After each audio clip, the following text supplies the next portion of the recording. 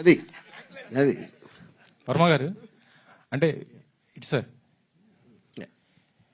వ్యూహంలో ఏం చెప్పబోతున్నారు, శపథంలో ఏం చెప్పబోతున్నారు అంటే కేవలం ఒక రాజకీయంగానే చూపిస్తారా, లేకపోతే అక్కడ గవర్నమెంట్ ఏమైనా డెవలప్ చేసిందా, చేస్తే దాన్ని ఏ విధంగా చూపిస్తున్నారు, ప్రతిపక్షాలు అడ్డుకోవడం లాంటి రెండిట్లో ఏం చెప్పబోట్లేదు, కేవలం చూపించబోతున్నా.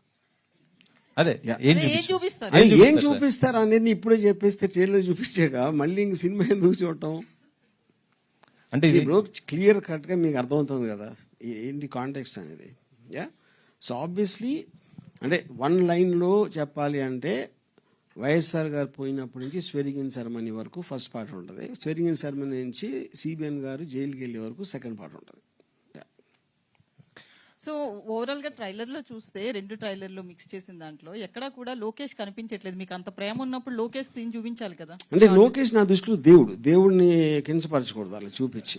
అందుకని అంటే ఒక ఆల్మోస్ట్ ఒక మహా ఏముంటుందని ఇది ఆరా ఒక ఆరా లాగా ఉండాలి అనే ఉద్దేశంతో ఒక మనిషి రూపంలో లేకుండా జస్ట్ గొంతు అలా దేవుడు వాయిస్ వచ్చినట్టు వస్తుంది అనేది అందుకని పెట్టాం.